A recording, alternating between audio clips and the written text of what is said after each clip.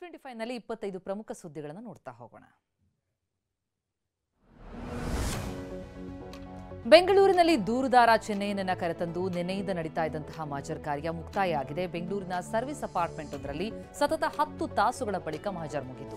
ತಡರಾತ್ರಿ 2 ಗಂಟೆಯಿಂದಲೂ ವಿದ್ಯಾರಣ್ಯಪುರ ಅಪಾರ್ಟ್ಮೆಂಟ್ ಒಂದರಲ್ಲಿ ಮಹಜರ್ ನಡೆದಿದೆ. ಬೆಂಗಳೂರಿನಲ್ಲಿ ಸ್ಥಳ ಮಹಜರ್ ನಡೆಸಿದಂತಹ ಎಸ್ಐಟಿ ಎಲ್ಲಾ ಪ್ರಕ್ರಿಯೆಯನ್ನ ವಿಡಿಯೋ ರೆಕಾರ್ಡ್ ಮಾಡಿಕೊಂಡಿದೆ. Lodge CCTV DVR leisure book ವಶಕ್ಕೆ ಪಡೆಯಲಾಗಿದೆ.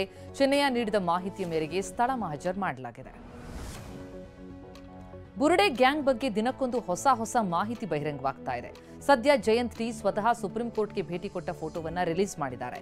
ಬ್ಯಾಗ್ನಲ್ಲಿ ಬುರುಡೆ ಇಟ್ಕೊಂಡು ಗ್ಯಾಂಗ್ ಸುಪ್ರೀಂ ಕೋರ್ಟ್ಗೆ ತೆರಳಿತ್ತು ಎನ್ನಲಾಗಿದೆ. ಗಿರೀಶ್ ಮಟ್ಟಣ್ಣನವರ್, ಜಯಂತ್ ಟಿ, ಸುಜಾತಾ ಭಟ್ ಹಾಗೂ ಚೆನ್ನಯ್ಯ ಜೊತೆಯಾಗಿ ದೆಹಲಿಗೆ ಭೇಟಿ ಕೊಟ್ಟಿದ್ರು ಎನ್ನುವುದು ಗೊತ್ತಾಗಿದೆ. ಸುಪ್ರೀಂ ಕೋರ್ಟ್ನಲ್ಲಿ ಅರ್ಜಿಯೂ ಹಾಕಿದ್ರು. ಆದರೆ ಸುಪ್ರೀಂ ಕೋರ್ಟ್ ಅರ್ಜಿಯನ್ನು ತಿರಸ್ಕರಿಸಿ ಸ್ಥಳೀಯ ಪೊಲೀಸ್ ಠಾಣೆಯಲ್ಲಿ ದೂರು ಕೊಡುವಂತೆ ಸೂಚಿಸಿತ್ತು ಎನ್ನಲಾಗಿದೆ. ಸುಪ್ರೀಂ ಕೋರ್ಟ್ ಅರ್ಜಿ ತಿರಸ್ಕರಿಸಿದ ಬಳಿಕ ಬುರುಡೆ ಗ್ಯಾಂಗ್ ಮಂಗಳೂರಿಗೆ ವಾಪಸ್ಸಾಗಿತ್ತು. ಬಳಿಕ ಮಂಗಳೂರು ಕೋರ್ಟ್ ಮೂಲಕ ಸಾಕ್ಷ್ಯ ಸಂರಕ್ಷಣಾ ಕಾಯ್ದೆಯಡಿ ಮಾಸ್ಕ್ ಮ್ಯಾನ್ ದೂರನ್ನ ಕೊಟ್ಟಿದ್ದ. ಆ ಬಳಿಕ ಧರ್ಮಸ್ಥಳ ಪೊಲೀಸ್ ಠಾಣೆಗೂ ಬುರುಡೆ ಗ್ಯಾಂಗ್ ದೂರು ಕೊಟ್ಟಿತ್ತು.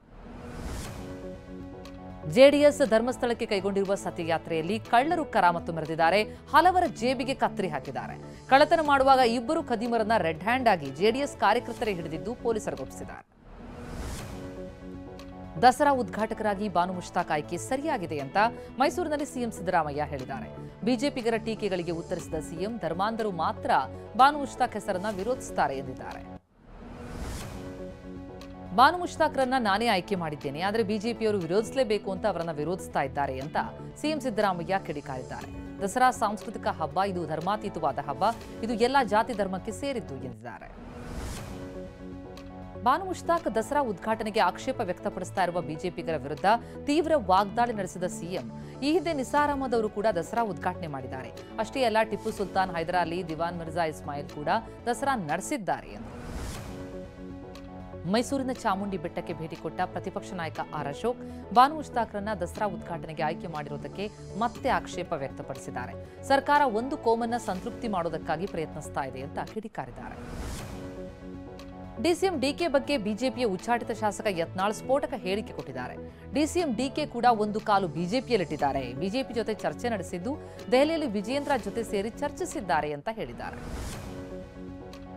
ನಮಸ್ತೆ ಸದಾ ವತ್ಸಲಿ ಅಂತ ಹಾಡು ಬದಲು ಸೋನಿಯಾ ಮಾತೆ ಅಂತ ಹಾಡಿದ್ರೆ ಡಿಕೆ ಶಿವಕುಮಾರ್ ಕೇವಲ 24 ಗಂಟೆಯಲ್ಲಿ ಸಿಎಂ ಆಗ್ತಾ ಇದ್ರು ಅಂತ ಬಿಜೆಪಿಯಿಂದ ಉಚ್ಚಾಟಿತ ಶಾಸಕ ಯತ್ನಾಳ್ ಲೇವಡಿ ಮಾಡಿದ್ದಾರೆ.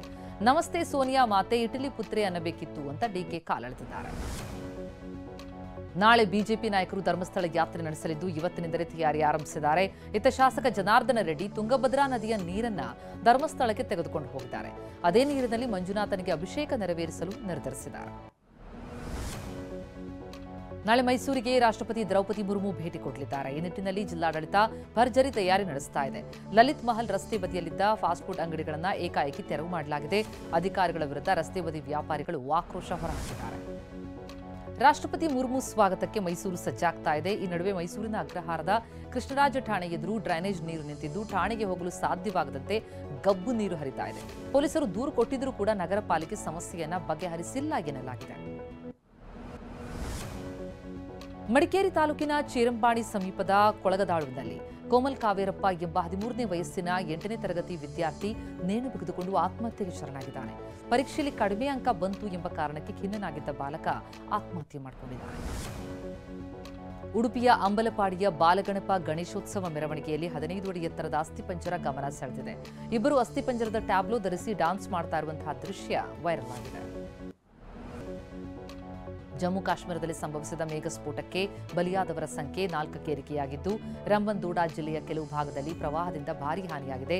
ಮನೆ ಧ್ವಂಸಗೊಂಡಿದೆ. ದೋಡಾವನ್ನ ರಂಬನ್ಗೆ ಸಂಪರ್ಕಿಸುವ ಹೆದ್ದಾರಿ ಕೊಚ್ಚಿ ಹೋಗಿದ್ದು, ನೂರಾರು ಕುಟುಂಬ ಸಂಕಷ್ಟಕ್ಕೆ ಸಿಲುಕಿದೆ.